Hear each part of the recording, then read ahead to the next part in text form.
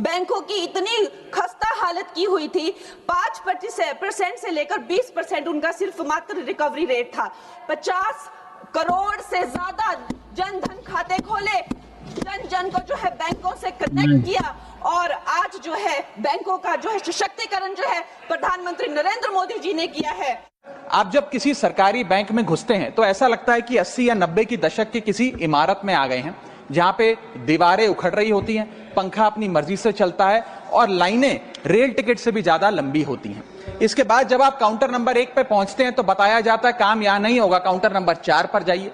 जब counter number 4 पे जाते हैं तो बताया जाएगा यहां पर भी काम नहीं होगा, फर्स्ट फ्लोर पर जाइए। और जब आप थके हारे फर्स्ट फ्लोर पर पहुंचते हैं तो बताया जाता है कि लंच हो गया है, लंच के बाद 2 बजे आइएगा। 2:15 पहुंचते हैं तो बताया जाता है कि लंच एक्सटेंड हो गया, अभी कर्मचारी गुलाब जामुन खा रहे हैं। यह व्यवस्था है कस्टमर सर्विस की एक सरकारी बैंक में। और आज हम जहां चांद पर पहुंच गए, यूपीआई से गोलगप्पे खरीद रहे हैं, लेकिन हमारी सरकारी बैंकिंग व्यवस्था 80-90 के दशक से बाहर नहीं आ पा रही है। सर, बैंक ईंट या सीमेंट से बनी किसी इमारत का नाम नहीं है। बैंक सिर्फ किसी स्टील या एल्यूमिनियम से बने एटीएम का नाम नहीं है, और बैंक ना ही एक काउंटर से दूसरे काउंटर पर दौड़ रहे बैंक ग्राहकों की उस दौड़ का नाम है। बैंक नाम है विश्वास का, बैंक नाम है अधिकार का, न्याय का, समानता का। लेकिन पिछले कुछ वर्षों में यह विश्वास जो ग्राहकों का बैंकिंग व्यवस्था में था, वो कहीं ना कहीं कमजोर होता नजर आ रहा है। और उसके कुछ बुनियादी कारण, बहुत ही बेसिक कारण आज मैं सदन में आपके माध्यम से सरकार के सामने रखना चाहूंगा। सबसे पहला, पुअर कस्टमर सर्विस। यदि आज किसी ग्राहक को सरकारी बैंक में किसी काम से जाना हो तो मान लीजिए उसके ग्रह खराब चल रहे हैं और दिहाड़ी भी खराब होगी। कोई नौकरी पेशा आदमी हो तो ऑफिस से छुट्टी लेनी पड़ती है, कोई स्टूडेंट हो तो प्रैक्टिकल का एग्जाम मिस करना पड़ता है, यहां तक कि साधारण सी पासबुक अपडेट कराने भी जाना हो तो वो भी एक संघर्षशील सफर में तब्दील हो जाता है। मैडम, बैंकिंग कोड और स्टैंडर्ड्स बोर्ड ऑफ इंडिया का एक सर्वे बताता है कि 45% बैंक कस्टमर्स बैंकिंग व्यवस्था से डिससैटिस्फाइड हैं, असंतुष्ट हैं। और मैं चाहूंगा आपके माध्यम से सरकार के कानों तक ये बात पहुंचे कि डिजिटल सर्विसेज का एक कस्टमर सेटिस्फैक्शन ऑडिट कराना चाहिए सरकारी बैंकों का, कि क्या हमारी सरकारी बैंकों की वेबसाइट का इंटरफेस या मोबाइल एप्लीकेशंस सरल हैं, अच्छी हैं, या कस्टमर्स उससे त्रस्त हैं।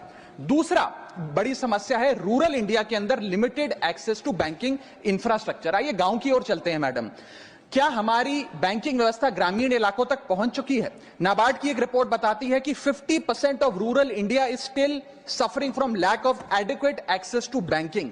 फाइनेंशियल इंक्लूजन इंडेक्स की, आरबीआई की 2020 की रिपोर्ट बताती है कि ग्रामीण भारत में हर 100 में से मात्र 54 लोगों तक ही हमारी बैंकिंग व्यवस्था जैसे तैसे पहुंच पाई है, और 30% से ज्यादा रूरल हाउसहोल्ड आज भी ऐसे हैं जो पूरी तरीके से अनबैंक्ड हैं।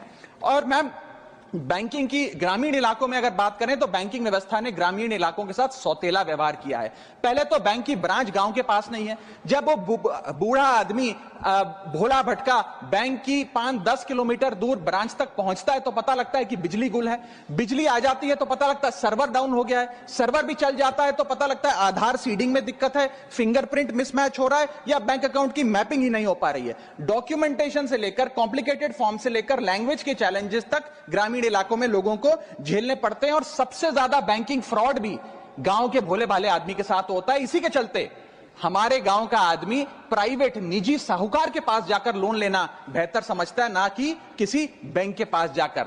और जब वे साहूकार के पास जाता है तो ना वहां पेपर वर्क होता है, एक इजियर एक्सेस होता है, फियर ऑफ बैंक और इलिटरेसी नहीं होता। बहुत बार तो मॉर्गेज पे भी कुछ नहीं रखना पड़ता, इसलिए वो साहूकार से ब्याज पे पैसा उठाता है, लेकिन साहूकार उसे मनमानी दाम पर वो ब्याज पर पैसा देता है। 60 से 80% सालाना का इंटरेस्ट रेट चार्ज करता है, जिंदगी भर के लिए उसकी गुलामी लिखवा लेता है, और वो बेचारा गांव का भोला भाला आदमी डेट ट्रैप में फंस के रह जाता है। मेरी तीसरी बड़ी समस्या जो मैं आज आपके सामने रखना चाहूंगा वो है साइबर फ्रॉड और digital frauds in the banking sector.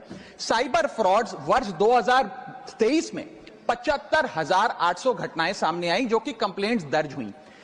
वर्ष 2024 आते आते 75,000 से बढ़कर यह आंकड़ा 2,92,000 हो गया, यानी कि 285% के बैंकिंग फ्रॉड्स की घटनाओं में इजाफा देखा गया। और 2100 करोड़ रुपए लोगों के इस बैंकिंग फ्रॉड के चलते जीरो हो गए, शून्य हो गए, उनका नुकसान हो गया। और सबसे ज्यादा कंप्लेंट्स इसमें यूपीआई रिलेटेड बैंकिंग फ्रॉड्स की आई हैं। मैडम, मैं आपको बताना चाहूंगा कि मनी थेफ्ट के साथ साथ उतना ही जरूरी है डेटा थेफ्ट। जब आप बैंक को पूरे विश्वास के साथ अपना डेटा देते हैं, अपना पैन देते हैं, अपना नाम, एड्रेस, डेट ऑफ बर्थ, तमाम चीजें देती हैं, क्या बैंक आपके डेटा को सुरक्षित रख पाता है? क्या बैंक वो जाने अनजाने में या डेटा चोरी के माध्यम से वो सारा हमारा डेटा मार्केटिंग कंपनियों के पास, क्रेडिट कार्ड कंपनियों के पास, लोन देने वाले, फ्लैट बेचने वाले लोगों तक नहीं पहुंचता? एक रिपोर्ट के मुताबिक 2019 में एसबीआई के 3 million customer account data leak हो गया और तमाम बैंकिंग हिस्ट्री लीक हो गई।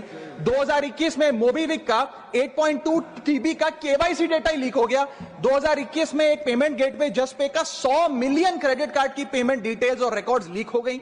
अब ये लीक है कि जाने अनजाने में डेटा शेयरिंग है, ये फैसला मैं आप तक छोड़ता हूं, लेकिन आपको इस डेटा लीक का भुगतान करना पड़ता है, आपको उसको भुगतना पड़ता है। और उसका सबसे छोटा सा उदाहरण है कि आए दिन आपको आपके बीवी, आपके माता पिता, आपके घर वाले फोन करके आपका हाल पूछे ना पूछे, मार्केटिंग कॉल्स वाले आपको रोज फोन करके कहेंगे कि आपका क्रेडिट कार्ड अप्रूव हो गया, आपका लोन अप्रूव हो गया, हमसे फ्लैट ले लीजिए, हमसे फलानी चीज ले लीजिए। इनके पास ये हमारा डेटा आता कहां से, एक बड़ा सवाल है।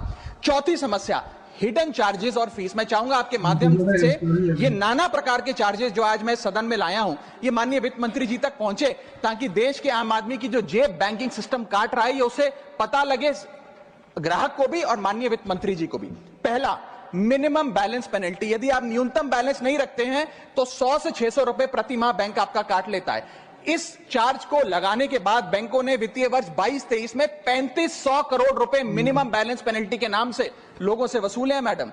दूसरा चार्ज, एक्स्ट्रा एटीएम यूजेज। आपको एटीएम ट्रांजैक्शन के लिए 2 से 3 की मोहलत मिलती है, 2 से 3 की इजाजत मिलती है बैंकों द्वारा। अगर आप चौथा, पांचवा ट्रांजैक्शन कर लें तो हर ट्रांजैक्शन पे 20 रुपए एटीएम चार्ज आपको देना पड़ता है। इनएक्टिविटी फी 100 से 200 रुपए सालाना, यानी कि अगर बैंक आप बहुत ज्यादा अपना अकाउंट यूज नहीं करते हैं तो बैंक इनएक्टिविटी के नाम पे भी चार्ज लगा देता है। फिर बैंक स्टेटमेंट आप मंगवाते हैं तो बैंक स्टेटमेंट इशुएंस चार्जेस के नाम पर आपसे 50 से 100 रुपए लेता है। फिर आप कहते हैं हमें एसएमएस अलर्ट के माध्यम से मेरे बैंक के खाते में क्या आ रहा है उसकी जानकारी मिले, तो एसएमएस अलर्ट चार्जेस के नाम पर भी प्रति क्वार्टर 20 से 25 रुपए आपसे लिया जाता है।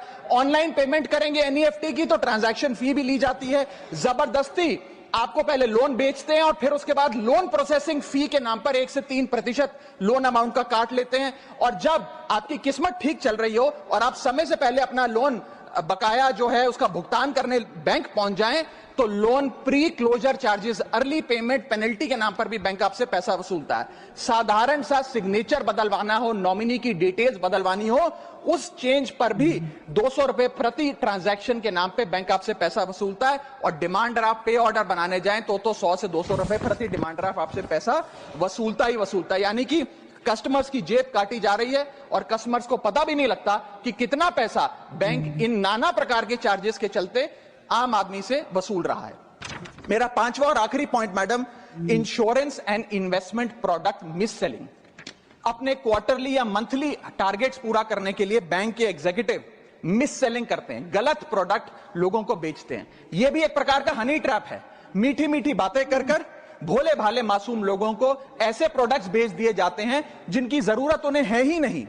IRDAI, insurance regulatory development authority of India की एक रिपोर्ट बताती है कि 3.5 लाख सालाना कंप्लेंट्स में से 20% कंप्लेंट्स सिर्फ और सिर्फ मिस सेलिंग की, गलत प्रोडक्ट बेचने की उन्होंने दर्ज करी हैं। सेबी की एक रिपोर्ट बताती है कि 30% इन्वेस्टर मिसलीडिंग इंफॉर्मेशन का शिकार हैं। और म्यूचुअल फंड्स की मदर बॉडी, जिसे association of mutual fund of India कहते हैं, वो बताती है कि 23%, मैं खत्म कर रहा हूं मैडम, 23% इन्वेस्टर ऐसे हैं जिनके पास वो प्रोडक्ट्स हैं जो उनके रिस्क प्रोफाइल और फाइनेंशियल गोल से मेल ही नहीं खाते हैं। तो मैडम, मैं इन सारे जो समस्याएं बताई हैं उसके माध्यम से समाप्त कर रहा हूं। बस इतना ही कहना चाहूंगा कि ये बड़ी बुनियादी समस्याएं हैं जो आज इस देश का एक आम अकाउंट धारक, एक आम आदमी सफर कर रहा है। मैं चाहूंगा माननीय वित्त मंत्री जी इन बुनियादी सुविधाओं का, इन बुनियादी समस्याओं का समाधान दे। बहुत बहुत शुक्रिया।